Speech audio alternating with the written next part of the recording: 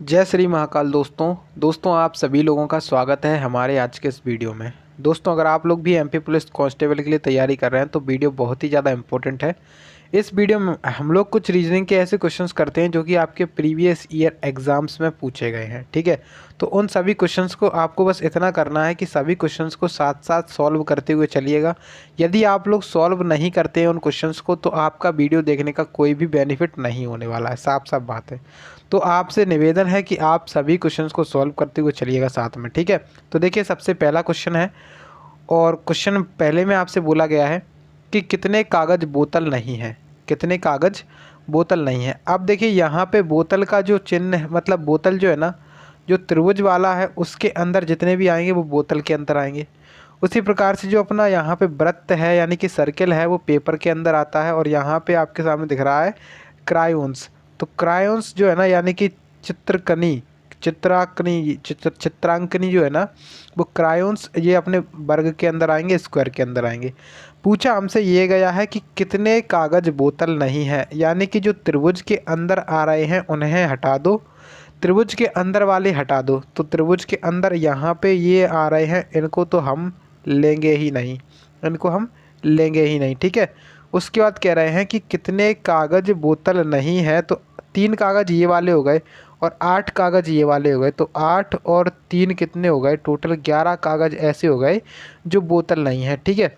आपका option number 1 इसका right answer हो जाएगा। तो आप लोग कमेंट करके बता सकते हैं कि आपका ऑप्शन नंबर 1 आया था या फिर नहीं आया था, ठीक है। अब देखिए दोस्तों आपसे एक और क्वेश्चन पूछा गया है। नेक्स्ट क्वेश्चन में आपसे बोल रहा है कि 5#2 का मतलब यहाँ पे इक्वल टू में 25 दिया गया है। उसी प्रकार से 8#2 का मतलब यहाँ पे दिया गया है 64।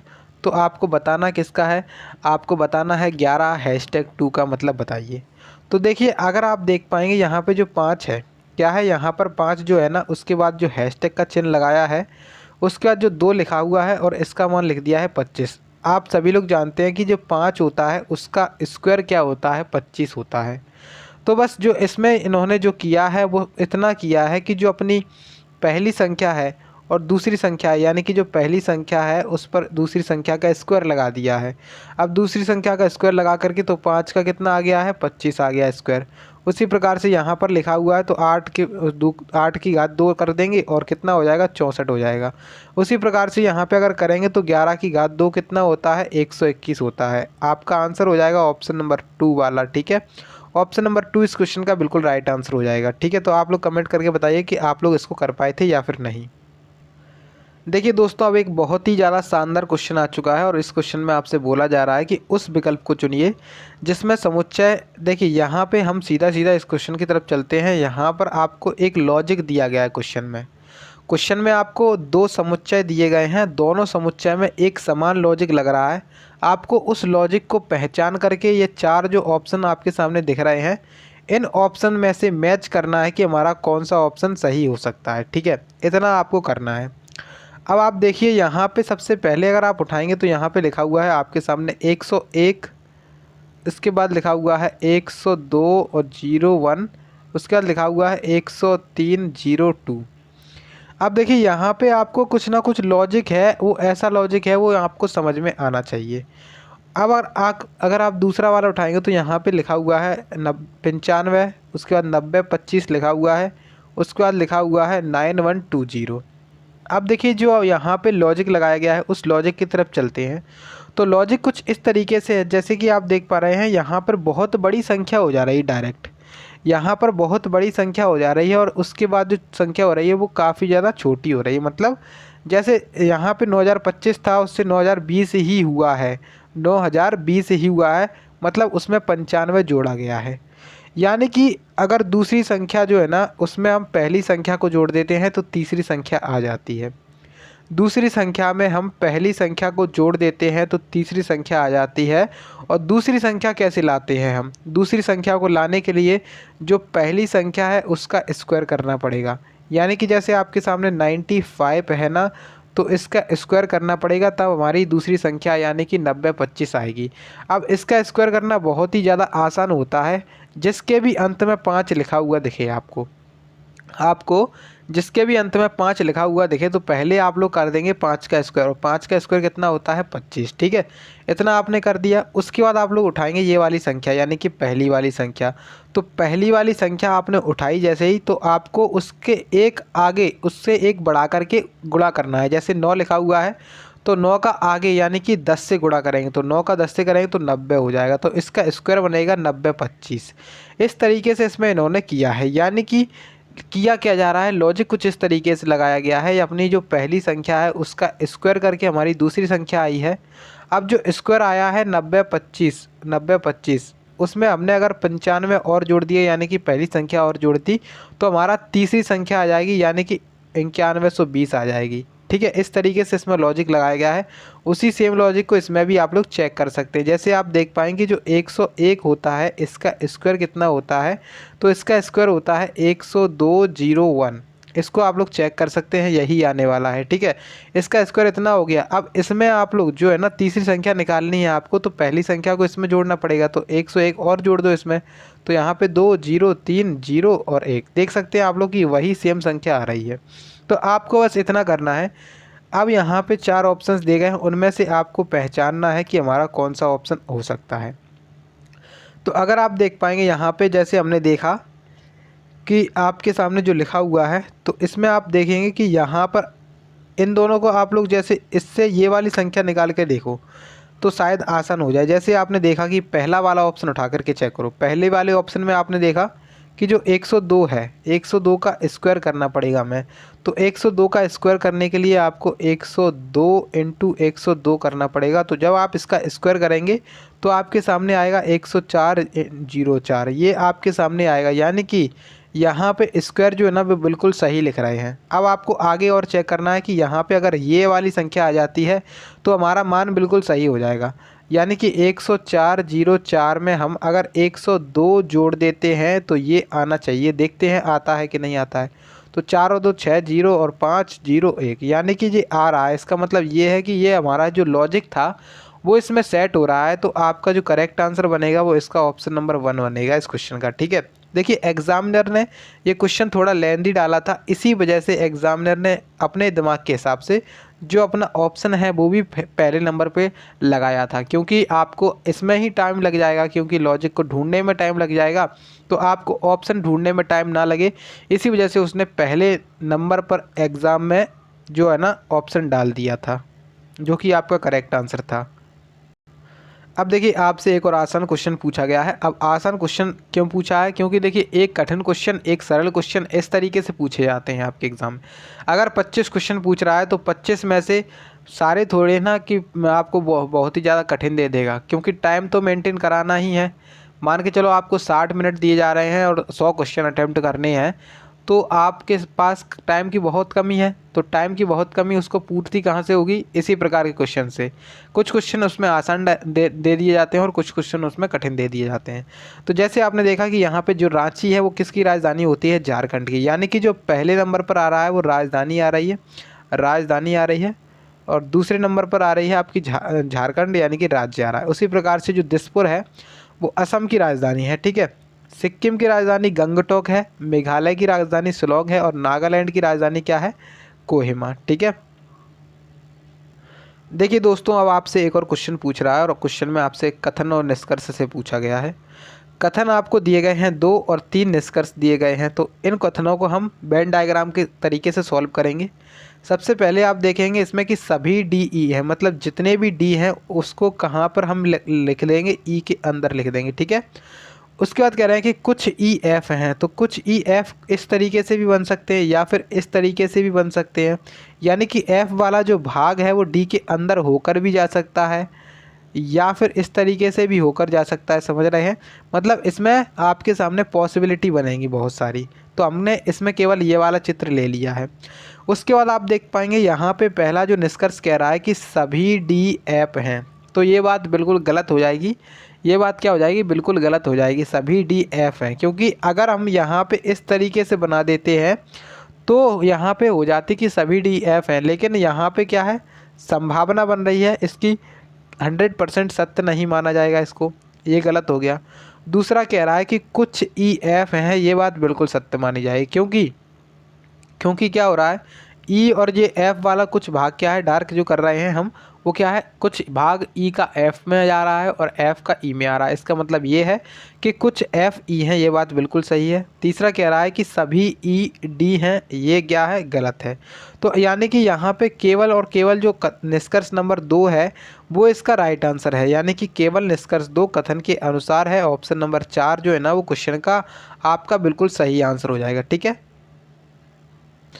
अब देखिए आपसे एक और क्वेश्चन पूछ रहा है। क्वेश्चन में आपसे बोला गया है कि दी गई दो संख्याओं को आपस में बदलने पर व्यंजक 1 और 2 का मान बताइए जो कि क्रमशः होना चाहिए। जैसे आपने देखा कि 4 और 6 को बदलना है, तो सबसे पहले देखिए आपको बोर्ड मास जो नियम है वो बहुत ही अच्छे तरीके से आना चाहिए। आपको एग्ज़ाम देने जाना है तो एग्ज़ाम में आपको सॉल्व करने के लिए बोर्ड मास जो नियम है, कैलकुलेशन स्पीड आपकी बहुत तेज़ होनी चाहिए। जैसे आपने देखा यहाँ पे आपको 4 और 6 को आपस में चेंज करना है, तो आप डायरेक्ट करेंगे यहाँ पे कि यहाँ से क्या हो जाएगा, 6 लिख देंगे यहाँ पर, इंटू 3 कर देंगे और प्लस 6 लिख देंगे यहाँ पर, डिवाइड 6 नहीं 4 लिखा जाएगा यहाँ पर और डिवाइड बाई 2। अब आपको करना क्या है, डायरेक्ट इसमें गुणा कर लीजिए, तो 6 18 होगा, माइनस का 8 इधर लिखा और प्लस 4 यहाँ पे 2 बचेगा। ठीक है, अब देखिए मैं तो आपको करके दिखा रहा हूँ, लेकिन आपको क्या है कम से कम स्टेप में, मन में ज़्यादा करिए, कम से कम स्टेप में आपका जो है ना आंसर बनना चाहिए। अब आप देखेंगे कि 8 और 2 10, 10 में से 18 जाएगा, कितना बचेगा, माइनस का 8। अब देखिए जो माइनस का 8 है वो समीकरण नंबर 1 का मान है। समीकरण नंबर 1 का मान क्या है, माइनस का 8 है, यानी कि जो समीकरण 1 है इसका मान क्या है, -8। अब आपको ऑप्शन देखना है कि समीकरण 1 और समीकरण 2 क्रमशः होने चाहिए, यानी कि पहले का मान -8 होना चाहिए। कौन से ऑप्शन में है, ऑप्शन नंबर 1 में ही है, केवल ऑप्शन 1 इसका राइट आंसर हो जाएगा। आपको आगे चेक नहीं करना है एग्ज़ाम में, क्योंकि यहाँ पे पूछा क्या गया है, क्रमशः पूछा गया है। क्रमशः का मतलब है पहले का मान पहले आएगा, यानी कि -8 जो है ना वो पहले का मान है और हम इसको निकाल चुके हैं, तो ऑब्वियसली बात है अब यहाँ पे दूसरा मान जो होगा वो 14 ही होगा। ठीक है, इतना आपको करना था बस इसमें। अब देखिए एक और क्वेश्चन है और क्वेश्चन पूछा जा रहा है कि निम्नलिखित प्रश्न में दी गई श्रृंखला से लुप्त संख्या को चुनिए। यहाँ पे जो क्वेश्चन मार्क है उसके स्थान पर आपको बताना है कि क्या आएगा। सबसे पहले आपको नोट करना है यहाँ पर 32, उसके बाद लिखा हुआ है 35, फिर 39, फिर 42, फिर 46 और फिर उसके बाद 49। क्वेश्चन मार्क लगा दिया है आगे कि क्या आएगा, यहाँ पे हम ब्लैंक बना देते हैं। तो आपने देखा कि 32 और 35 इनके बीच में संबंध क्या बन रहा है, आप कहेंगे सर यहाँ पर 3 जोड़ा जा रहा है। अब 35 से 39 हुआ है तो यहाँ पर 4 जोड़ दिया है, 39 से 42 हुआ है यहाँ पर 3, 42 से 46 जोड़ा गया, 42 से 40 हुआ है तो जोड़ा कितना गया है, 4 जोड़ा गया है। 40 से 49 हुआ है तो कितना जोड़ा गया है, 3 जोड़ा गया है। इसका मतलब ये है कि सीधा सीधा दिख रहा है, नज़र आ रहा है आपको कि पहले 3 जोड़ रहे हैं, उसके बाद 4 जोड़ रहे हैं, फिर से 3 जोड़ रहे हैं, फिर उसके बाद 4, फिर उसके बाद 3। अब आगे क्या जोड़ेंगे, तो आप कहेंगे सर इसके बाद 4 जोड़ेंगे, क्योंकि 3 और 4 की सीरीज चली जा रही है। तो 49 और 4 कितना हो जाएगा, 53 हो जाएगा। तो आपका जो करेक्ट आंसर बनेगा वो 53 बनेगा। ऑप्शन नंबर 4 इसका राइट आंसर हो जाएगा। ठीक है, अब देखिए दोस्तों आपसे एक और क्वेश्चन पूछ रहा है। क्वेश्चन में आपसे बोल रहा है कि निम्नलिखित प्रश्न में दिए गए विकल्पों में से अलग अक्षरों को चुनिए। अलग अक्षरों से यहाँ पे आपका तात्पर्य क्या है, 4 ऑप्शन जो दिए गए हैं उनमें 3 एक जैसे होंगे और एक ऑप्शन ऐसा होगा जो सबसे अलग होगा। वही आपको पहचानना है कि वहाँ पर जो है ना सबसे अलग ऑप्शन कौन सा है। अब देखिए जो है ना QMI, इसको हम अगर डायरेक्ट करें तो Q हमारा 17 नंबर पे आता है, M आता है हमारा 13 नंबर पे, I आता है 9 नंबर पे। ठीक है, यानी कि 17 से 13 हो गया है, -4 किया गया है, और 13 से 9 हो गया है, इसमें भी -4 किया गया है। उसके बाद आप देख पाएंगे यहाँ पे जो WTP है, तो W आता है 23 नंबर पे, T आता है अपना 20 नंबर पे, P आता है 16 पे। इसमें क्या किया है, इसमें -3 किया गया है और इधर -4 किया गया है। यहाँ पे तीसरा ऑप्शन उठाएंगे तो तीसरे में O 15 पे आता है, K 11 पे आता है, G 7 पे आता है। इसका मतलब ये है यहाँ पे क्या किया जा रहा है, -4 किया जा रहा है और यहाँ पर भी -4 किया जा रहा है। अब आप देख पाएंगे कि यहाँ पे जो पहला वाला ऑप्शन था उसमें भी -4 था, तीसरा वाला ऑप्शन है उसमें भी -4 है। इसका मतलब ये हो गया कि एक ऑप्शन यहाँ पे आपको दिख गया है कि WTP इसमें पहले -3 कर दिया है, तो ये गलत कर दिया है इन्होंने। क्योंकि अगर हम यहाँ पे ऑप्शन नंबर 4 को देखेंगे तो 4 यहाँ पे Z जो है ना 26 पे आता है, V आता है 22 पे, R 18 पे आता है। तो इसमें भी आप देख पाएँ कि इसमें भी -4 और -4 हो रहा है। तो इसका मतलब ये है केवल ऑप्शन नंबर 2 है, इसमें -3 कर दिया गया है। इसी वजह से ऑप्शन नंबर 2 जो है ना सबसे अलग माना जाएगा। आपका करेक्ट आंसर भी ऑप्शन नंबर 2 हो जाएगा इस क्वेश्चन का, ठीक है। अब देखिए दोस्तों, आपसे एक और क्वेश्चन पूछा गया है। क्वेश्चन पूछा गया है आपका कोडिंग डिकोडिंग से।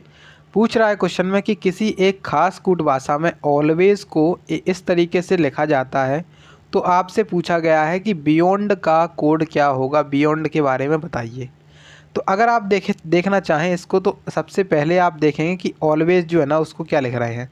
तो ए लिखा है पहले, उसके बाद एल, फिर डब्लू, फिर उसके बाद ए, उसके बाद वाई और उसके बाद एस, ठीक है। इस तरीके से इसको क्या लिखा गया है, इसे इन्होंने लिखा है ए के और वाई, फिर से ए लिख दिया है और एक्स लिख दिया है और लिख दिया है यहाँ पे यू।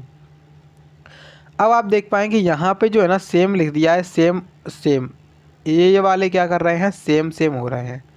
क्या कर रहे हैं, मतलब बिल्कुल समान हो रहे हैं, इसमें कोई परिवर्तन नहीं हो रहा है। इसमें यानी कि 0 परिवर्तन हो रहा है, ठीक है। 0 या प्लस कर रहे हैं या 0 माइनस कर रहे हैं। उसके बाद आप देख पाएंगे कि जो के एल है ना वो 12 नंबर पे आता है, के अपना 11 नंबर पे आता है, यानी कि इसमें हमने -1 कर दिया है। डब्लू के आप देख पाएंगे तो डब्लू हमारा 23 पे आता है और जो बाई है वो 25 पे आता है। इसका मतलब इसमें +2 कर दिया है, ठीक है। अब आप देख पाएंगे यहाँ पर 0 कर दिया, क्योंकि ए से ए हुआ है वहाँ पर 0 हो गया। वाई जो है ना वो कितने नंबर पे आता है, 25 पे। आप कहेंगे एक्स 24 पे आता है, यानी कि 25 से 24 यानी कि ए घटाया गया है। एस 19 पे आता है, यू 21 पे आता है। इसका मतलब ये है कि इसमें 19 से 21 यानी कि 2 जोड़ा गया है।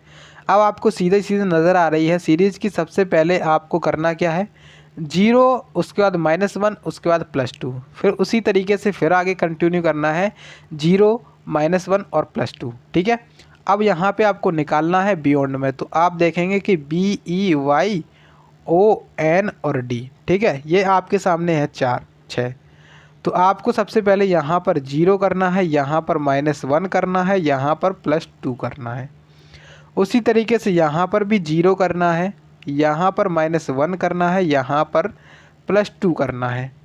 अब आप देखिए ऑप्शन के हिसाब से, सबसे पहले आप देखेंगे कि बी जो है ना शुरुआत में तो बी ही रहेगा, लास्ट में आप जाएंगे तो डी जो है ना उसमें 2 जोड़ेंगे, डी 4 पे आता है, 2 जोड़ के 6 हो जाएगा और 6 नंबर पे एफ आएगा। यानी कि जो अपना ऑप्शन समाप्त होगा वो कहाँ पे समाप्त होगा, एफ पे समाप्त होगा। तो आपका जो ऑप्शन नंबर 4 है वो हट जाएगा और ऑप्शन नंबर 2 है वो हट जाएगा। अब आपके सामने बचे हैं कौन से ऑप्शन, केवल 2 ऑप्शन बचे हैं। और इसमें क्या अंतर दिख रहा है आपको, इसमें अंतर दिख रहा है यहाँ पे ए है और यहाँ पर बी है। अगर हम इसको ही निकाल लें तो वही हमारा करेक्ट आंसर बता देगा कि आगे आपको मतलब कुछ भी चेक नहीं करना पड़ेगा। तो आप देखें कि तीसरे नंबर पर है, यानी कि 1 2 3। तो यहाँ पे जो बाई है, बाई में 2 जोड़ा जाएगा तो कितना होएगा, बाई आता है 25 नंबर पे और 25 में 2 जोड़ेंगे तो हो जाएगा 27 और 27 पे आएगा ए। अब देखिए यहाँ पे इन्होंने बी लिख दिया है, तो ये वाला ऑप्शन भी आप लोग हटा दो। तो 3 ऑप्शन आपके हट गए हैं, तो एक ही आंसर बचा है। अब कौन सा आंसर बचा है, ऑप्शन नंबर 1 इसका जो है ना वो वही आंसर हो जाएगा आपका, क्योंकि एक ऑप्शन बचा ही रह गया है। तो आपका आंसर भी क्या होगा, वही हो जाएगा, ठीक है। आपको इसमें आगे चेक नहीं करना है। अगर आप लोग चेक करना चाहें तो इसको चेक कर लेंगे, आपका यही बिल्कुल बनने वाला है। अगला क्वेश्चन आपका पूछा गया है रक्त संबंध चैप्टर से। इसमें आपसे पूछ रहा है कि आई के का भाई है, यानी कि आई के बारे में बताया जा रहा है कि जो आई है ना यहाँ पे क्या है, के का भाई है, ठीक है। के का क्या है, भाई है। उसके बाद कह रहा है कि एच आई की पत्नी है, एच आई की पत्नी है, यानी कि जो एच है वो किसकी पत्नी है, एच आई की पत्नी है। तो यहाँ पे इस तरीके से हमने लिख दिया एच जो है ना आई की पत्नी है। अब देखिए हम कई बार बता चुके हैं कि हम जो त्रिभुज है उसके अंदर महिला को रखते हैं और जो मेल यानी कि मेल होता है, पुरुष होता है, उसको हम सर्किल के अंदर रखते हैं, ठीक है। यानी कि आई जो है ना मेल हो गया और फीमेल कौन हो गई, एच हो गई, क्योंकि आई की पत्नी कौन है यहाँ पे एच, ठीक है। उसके बाद नेक्स्ट स्टेप में कह रहे हैं आपसे कि जे एल की माँ है, जे एल की माँ है और आगे कह रहा है कि के जे का भाई है। तो के जो है ना एक भाई है, पुरुष है, और किसका भाई है, जे का भाई है। किसका भाई है? जे का भाई है। उसके बाद यहाँ पे अब आप ये वाले में देखेंगे तो जे जो है ना किसकी माँ है? एल की माँ है। यानी कि जे क्या है? एक महिला है। जे क्या है? एक महिला है और एल की क्या है? माँ है। क्वेश्चन आपसे पूछ रहा है कि के एल से कैसे संबंधित है। तो देखिए यहाँ पे जो है ना एल क्या है? एल इनका लड़का या लड़की हो सकता है। किसका? जे का। अब के जो है ना इसका भाई लगता है जे का। जे का कौन लगता है? भाई लगता है। इस वजह से जो के है ना इसका कौन लगेगा? यानी कि एल का क्या लगेगा? के मामा लगेगा। मामा लगेगा। यानी कि क्वेश्चन पूछ रहा है आपसे कि के एल से कैसे संबंधित है। तो के एल का क्या हो जाएगा? मामा हो जाएगा। क्या हो जाएगा? मामा। ठीक है, के एल का मामा हो जाएगा। लेकिन उल्टा पूछता कि एल के से कैसे संबंधित है, तो एल जो है ना वो के का भांजा हो जाता। आपसे क्वेश्चन में पूछा गया है कि के का संबंध बताइए, तो के तो मामा हो जाएगा। आपका ऑप्शन नंबर 2 जो है ना क्वेश्चन का राइट आंसर हो जाएगा। देखिए नेक्स्ट क्वेश्चन आपसे पूछा गया था। क्वेश्चन में आपसे बोला गया है कि बहन का संबंध दिया गया है भाई से। जिस तरीके से सिस्टर का संबंध ब्रदर से दिया गया है उसी तरीके से भतीजी का संबंध किससे होगा। देखिए यहाँ पे बस कुछ नहीं किया गया है।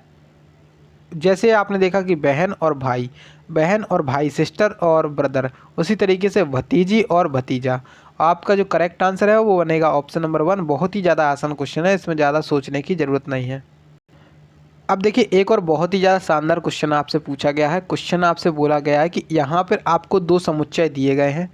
समुच्चय दोनों जो दिए गए हैं उनमें एक जैसा लॉजिक लग रहा है, एक समान लॉजिक लग रहा है। उस लॉजिक को पहचान करके आपको देखना है कि हमारा कौन सा ऑप्शन सत्य हो सकता है। तो अगर आप इस लॉजिक को पहचानना चाहें तो सबसे पहले आप इसको नोट करिएगा। नोट करेंगे तो आप देख पाएंगे यहाँ पे 46, इसके बाद होता है 93, इसके बाद लिख दिया है इन्होंने 187। कैसे किया है उसको देखते हैं।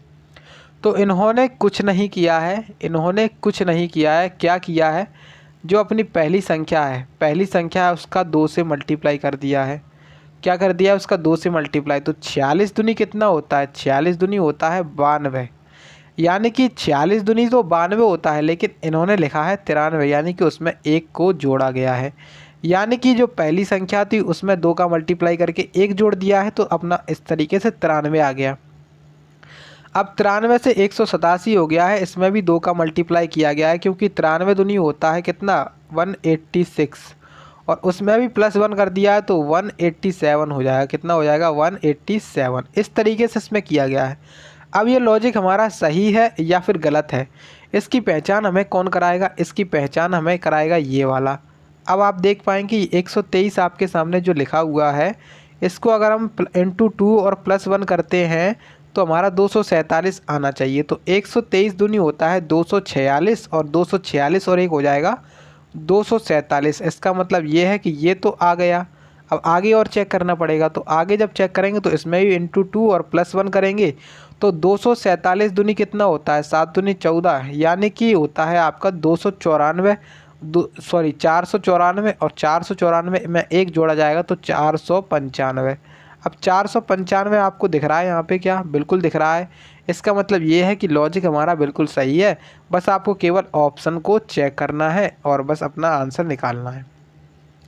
जैसे आपने देखा यहाँ पे कि आप देख पाएंगे यहाँ पर पहला ही ऑप्शन उठा लो तो इसमें आपने देखा कि 313 लिखा हुआ है। 313 इंटू 2 करते हैं तो 13 दूनी 26, 300 मतलब 600, तो 326 और उसमें 1 जोड़ देंगे तो 327। तो 300 सॉरी क्या बोल दिया मैंने, यहाँ पे जो 313 है, अगर उससे ये वाली संख्या जो निकालनी है उसमें क्या करना पड़ेगा? 313 इंटू 2 + 1, तो 313 दूनी होता है 626, और 626 होता है और 627 हो जाएगा यहाँ पर। ठीक है, अब इसके आगे देखेंगे। अब देखिए यहाँ पर भी इंटू 2 करेंगे, +1 करेंगे। अब देख पाएंगे आप लोग कि यहाँ पर आपने देखा कि 627 दूनी कितना होता है? 1254। कितना होता है? 1254, और उसमें 1 जोड़ देंगे तो 1255।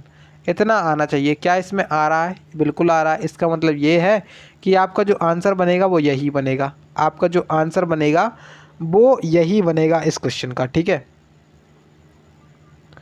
अगला क्वेश्चन आपसे पूछा गया है कि सही विकल्प को चुनिए जो दिए गए शब्दों की व्यवस्था को तार्किक और सार्थक क्रम में बताता है। इसका मतलब 4-5 यहाँ पे चीज़ें दी गई हैं उनको एक ऐसे तरीके में बताना है आपको कि उनका तर्क सही बने। तो अगर आप देखेंगे यहाँ पे अगर खोपड़ी से स्टार्ट करते हैं, अगर आप कोई व्यक्ति है उसके सर से स्टार्ट करते हैं, सर से स्टार्ट करते हैं तो आप देख पाएँ कि यहाँ पे कोई भी ऑप्शन है ही नहीं जहाँ पे 5 से स्टार्टिंग हुई है। तो अब आपकी मजबूरी बन जाती है कि आपको नीचे से स्टार्ट करना पड़ेगा।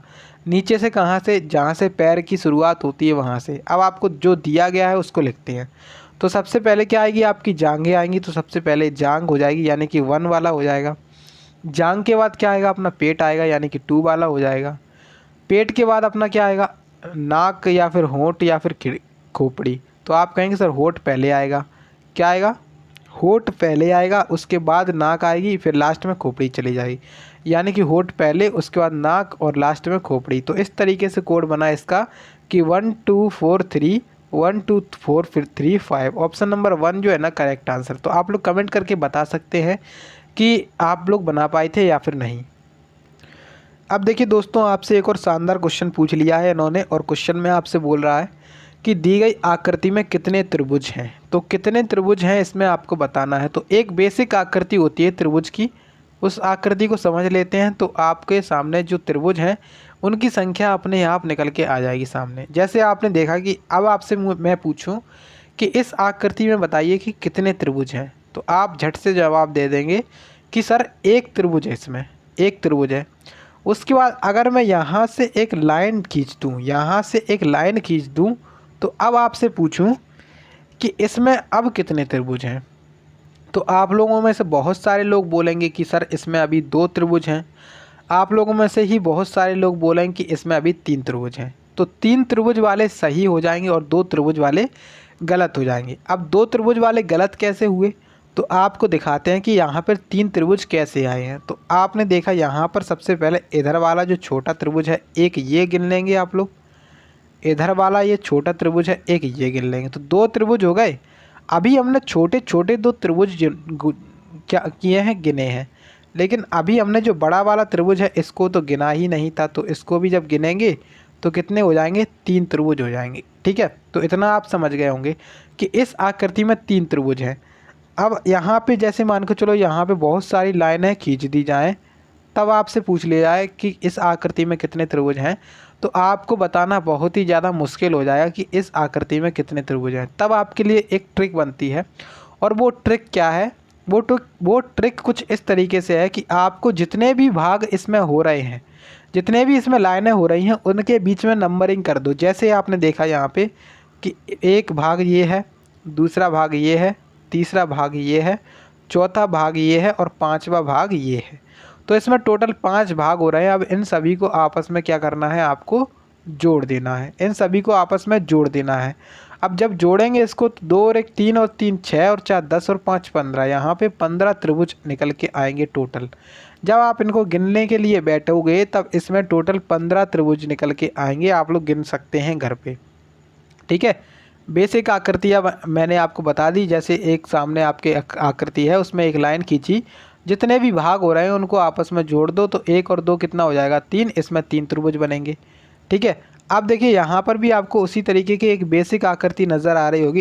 इस आकृति को पहले देखिए, इस आकृति को पहले देखिए। तो इस आकृति में आपने देखा कि यहाँ पे कितने भाग हो रहे हैं, तो यहाँ पर 1 2 3 भाग हो रहे हैं, यानी कि इसमें टोटल त्रिभुज कितने बनेंगे? 6 त्रिभुज इसमें बनेंगे। ठीक है, 6 त्रिभुज इसमें बनेंगे। कितने बन गए त्रिभुज? 6 त्रिभुज इसमें बनेंगे, यानी कि ये वाली जो आकृति है उतनी अपनी आकृति जो है ना समाप्त हो गई, निबट गई। अब आप देखेंगे यहाँ पे इस वाली आकृति को, जैसे आपने देखा ये एक त्रिभुज है, कौन सा? ये वाला। ठीक है, ये वाला एक त्रिभुज है और इसमें से बीच में से एक लाइन डाल दी। इसमें कितने भाग होते हैं? 1 और 2, यानी कि 3 इसमें हो गए और 3 इसमें हो गए। ठीक है, कितने कितने हो गए? 3 हो गए, 3 3 6 हो गए। 3 3 6 तो हो गए, 3 3 6 तो आपके सामने हो गए। लेकिन आपने देखा कि यहाँ पे जो है ना एक हमने डबल गिन लिया है, इधर वाला, क्योंकि हम इस वाले त्रिभुज वाले में भी गिन चुके हैं और हमने जो बड़ा वाला यहाँ से इन दोनों को कनेक्ट किया है तो उसमें भी गिन लिया, यानी कि हमने 2 एक्स्ट्रा गिन लिए है। तो 2 एक्स्ट्रा घटाने पड़ेंगे, यानी कि यहाँ पे 6 थे और इन दोनों की मिलाकर के कितने हो रहे थे? 6 हो रहे थे। तो 6 और 6 12, उसमें से हम 2 घटाएंगे। ठीक है, तो 2 घटाएंगे तब बचेंगे 10। ठीक है, अब कितने हो गए, 10 त्रिभुज हमारे सामने हो गए। ओवरऑल 10 त्रिभुज निकल के आए।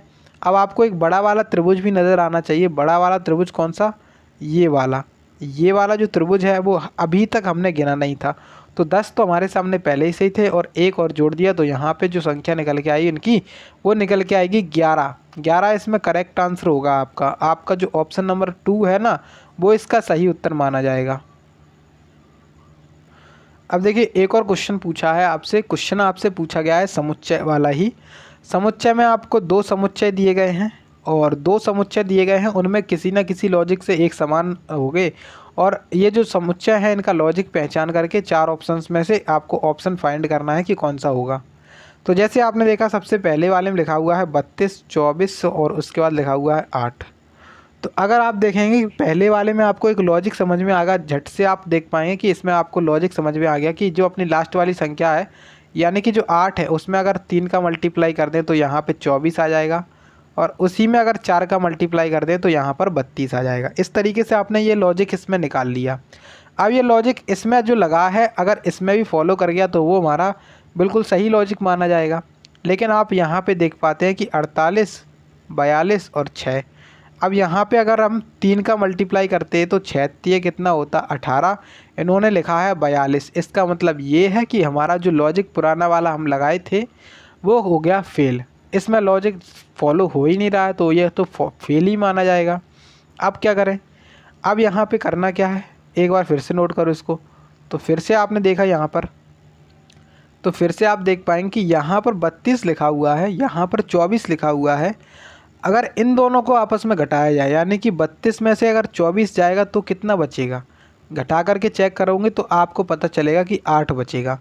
कितना बचेगा, 32 में से 24 घटा देंगे तो 8 बचेगा। उसी तरीके से 48 जो है ना उसमें से हम ये 42 घटाएंगे तो हमारे सामने जो बचेगा वो कितना बचेगा, 6 बचेगा।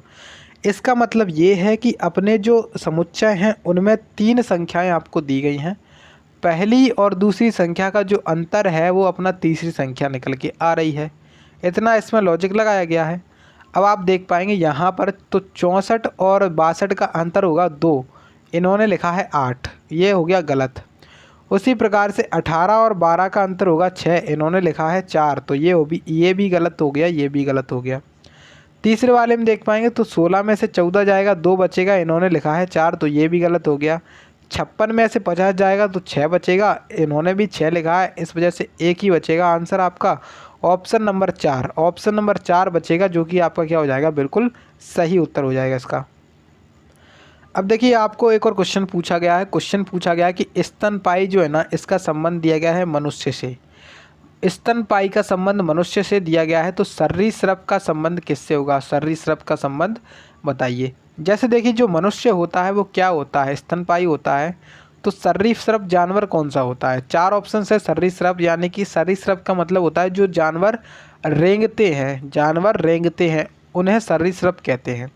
तो चूहा यहाँ पे रेंगता नहीं है, गलत हो जाएगा ये। व्हेल मछली भी नहीं होगा और तितली भी नहीं होगा। केवल एक ऑप्शन बचेगा छिपकली। छिपकली दीवारों पर क्या होती है, रेंगती ही है। ठीक है, आपका करेक्ट आंसर होगा ऑप्शन नंबर 2। अब देखिए दोस्तों एक और बहुत ही ज़्यादा अच्छा क्वेश्चन पूछा है, और क्वेश्चन आपसे पूछ रहा है कि अक्षरों के उस संयोजन को चुनिए जिसे दी गई श्रृंखला के रिक्त स्थानों में क्रमिक रूप से रखने पर श्रृंखला पूरी हो जाएगी। यहाँ पे श्रृंखला दी गई है आपको, इसमें बीच में खाली स्थान जो दिए गए हैं सबसे पहले यहाँ पे जूम करके दिखाते हैं जिससे अच्छा से समझ में आए। ठीक है, अब देखिए यहाँ पर जो आपको खाली स्थान दिए गए हैं उनके स्थान पर आपको चेक करना है कि कौन सा ऑप्शन हमारा भरा जा सकता है। तो सबसे पहले आपका काम यहाँ पर ये रहेगा कि इनको एक बार गिन लो कि यहाँ पे टोटल जो लेटर्स की संख्या है वो कितनी है। तो आप गिनेंगे तो यहाँ पे 1 2 3 4 5 6 7 8 9 10 11 12 13 14 15 16 17 18 19 20 21 22 23 24, यहाँ पे कितने हो गए आपके सामने, 24 हो गए। कितने हो गए, 24 निकल के आए आपके सामने। तो 24 के कुछ इस तरीके से पेयर बन सकते हैं, 6 × 4 बन सकता है, या फिर 8 × 3 बन सकता है। इस तरीके से पेयर बन सकते हैं। तो पहले हम 6 का एक बार ट्राई करके देखें तो कि बन रहा है हमारा कि नहीं बन रहा है। लेकिन अगर आप देख पाएंगे यहाँ पे जो टी है उसके बाद इन्होंने m लिखा है, उसके बाद p लिखा है और उसके बाद r लिखा है। क्या लिखा है? t के बाद m, उसके बाद p। तो अगर यहाँ पे p है उसके पहले हम m भर देंगे यहाँ पर, तो m यहाँ पे हमने भर दिया। तो आप देख पाएंगे j जो अपना t है उसके पहले j लगा है यहाँ पर, तो यहाँ पर हम j भर देंगे। ठीक है, अब इतना हो गया, इतना कर लिया आपने। तो j के बाद t, उसके बाद m, फिर p, फिर r, फिर s। ठीक है, p r और s यहाँ पे हो गया, s यहाँ पर हो जाएगा क्योंकि यहाँ पर p r के बाद क्या था? s था। उसके बाद देखिए, अब आप देख पाएंगे कि हमारी सीरीज एक लगभग पूरी हो गई। कौन सी पूरी हो गई है? कौन सी पूरी हुई है? तो आप कहेंगे sir J T M P R S, J T M P R S, इतनी पूरी हो गई। उसी तरीके से अब आप देख पाएंगे तो जे के बाद आएगा T M P R S. ठीक है, J T M P R और एस, इस तरीके से हमने इस सीरीज़ को पूरा कर लिया। तो अब आप देखेंगे कि हमने क्या क्या चीज़ें भरी हैं खालिस्तान में। तो पहले खालिस्तान में हमने भरा है P, दूसरे में हमने भरा है S, तीसरे में हमने भरा है M, चौथे में हमने भरा है J, पाँचवें में हमने भरा है S और छठवें में हमने भरा है T। अब ऑप्शन मिलाइए कि हमारा कौन सा ऑप्शन है। तो P के बाद S आना चाहिए, उसके बाद M आना चाहिए, फिर J, फिर S और T। ऑप्शन तीसरा आपको दिख रहा होगा, नज़र आ रहा होगा, ऑप्शन नंबर तीसरा इसका राइट आंसर हो जाएगा, ऑप्शन नंबर तीसरा। ठीक है, इसका राइट आंसर क्या हो गया? ऑप्शन नंबर तीसरा इसका राइट आंसर होगा। तो आपको इसको छः छः के पेयर में तोड़ लेना है। कैसे? छः छः के पेयर में तोड़ लेना है। जैसा कि मैंने आपको बताया था कि जैसे यहाँ पे 24 लेटर जो है ना, उनमें से आप 6 इंटू 4 करेंगे तो 6 इंटू 4, या फिर तो ये 6 के पेयर बनेंगे या फिर ये 4 के पेयर बनेंगे। तो यहाँ पे 6 के पेयर बने हैं। जैसे आपने देखा कि J T M P R S, उसी प्रकार से J T M P R S और J T M P R S, J T M P R S, इस तरीके से यहाँ पे कंटिन्यू चली है बात। अगला क्वेश्चन देखिए, और इसमें आपसे पूछ रहा है कि निम्नलिखित प्रश्न में दिए गए विकल्पों में से अलग शब्द युग्म को चुनिए। अलग शब्द युग्म का मतलब क्या है? यहाँ पे 4 ऑप्शंस हैं, उसमें से एक ऐसा होगा जो सबसे अलग होगा, उसी को आपको चुनना है। तो देखिए, सबसे पहले यहाँ पे ऑप्शन मिलाइए कि जो कुल्हाड़ी है वो किसके पास होती है? लकड़हारे के पास होती है। तलवार किसके पास होती है? योद्धा के पास होती है, यानी कि। और जो अपना तीसरा ऑप्शन कह रहा है स्कालपल, ये शल्य चिकित्सा के पास होती है। शल्य जो चिकित्सक यानी कि डॉक्टर होता है उसके पास होता है। ये औजार, हथियार कह सकते हैं, उसका औजार कह सकते हैं। ठीक है, तो आप देख पाएंगे कि जो अपना वस्तुएं हैं वो पहले नंबर पे आ रही हैं, यानी कि तलवार एक वस्तु है। उसकी उसी प्रकार से अपना औजार का नाम आप लोग ले सकते हैं कि औजार, जो औजार होता है वो पहले पे आ रहा है। यहाँ पे लकड़हारे के पास कुल्हाड़ी है, एक औजार है, तो वो पहले नंबर पे आ रहा है। स्कालपल पहले नंबर पर आ रहा है और तलवार भी पहले नंबर पर आ रही है। ये सभी क्या है? औजार है। अब देखिए, यहाँ पे छेनी भी औजार है, लेकिन इसको दूसरे नंबर पर कर दिया है।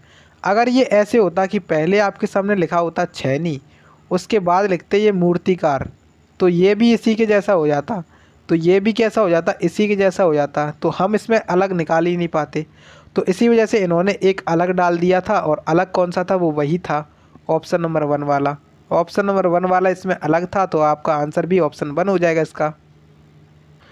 अब देखिए दोस्तों, एक और क्वेश्चन आपसे पूछा गया है। क्वेश्चन में आपसे बोला जा रहा है कि उस विकल्प को चुनिए जो दूसरी संख्या से ठीक उसी तरह से संबंधित है जिस तरीके से तीसरी संख्या चौथी संख्या से संबंधित है और पांचवी संख्या छठी संख्या से संबंधित है। यानी कि आप देख पाएंगे यहाँ पे जो 225 है, इसका संबंध हमें बताना है कि किससे होगा। और यहाँ पे देखिए कि 9 जो है ना, इसका संबंध दिया गया है 169 से। 12 का संबंध दिया गया है 256 से। अब 169 और 256 से आपको कुछ याद आना चाहिए, और वो याद ये आएगा कि जो 169 है वो 13 का क्या होता है? 13 का स्क्वायर होता है, यानी कि यहाँ पे जो 13 लिख सकते हैं हम। उसी प्रकार से आप देख पाएंगे जो 256 यानी कि 256 होता है, वो होता है अपना 16 का स्क्वायर, और 16 का स्क्वायर यहाँ पे 16 कर देंगे। अब यहाँ पे देखिए 13 से जो 9 हुआ है इसमें -4 हुआ है, 16 से 12 हुआ है इसमें भी -4 हुआ है। यानी कि कुछ नहीं किया जा रहा है, जो आपके सामने दूसरी संख्या दी गई है उसका अंडर रूट निकाल देंगे। अंडर रूट, अंडर रूट कितना आएगा यहाँ पे, जैसे इसका आया 13, 13 में से 4 माइनस कर दिया तो पहली संख्या आ गई। उसी तरीके से इसका आया 16 अंडर रूट, और 16 का जब हम उसमें से 4 घटा देंगे तो कितना बचेगा, 12 बचेगा। ठीक है, तो अब इसमें निकालिए तो 225 है, यहाँ पे क्वेश्चन मार्क है, इसका संबंध दिया गया है 225 से। 225 का अंडर रूट हो जाएगा यहाँ पर 15, और 15 में से 4 घटाएंगे तो यहाँ पर आ जाएगा 11। 11 इसमें आंसर हो जाएगा। आपका ऑप्शन दिख रहा होगा यहाँ पे तीसरा वाला ऑप्शन दिख रहा होगा, वही आपका करेक्ट आंसर हो जाएगा। अब देखिए दोस्तों, आपसे एक और क्वेश्चन पूछा गया है जो कि आपका डाइस चैप्टर से पूछा गया है, और इस चैप्टर में आपसे पूछा गया है क्वेश्चन में कि यहाँ पे आपको बताना है कि एक ही पासे की दो स्थितियाँ दर्शाई गई हैं, के वाले फलक के आसन्न फलकों पर क्या आ सकता है।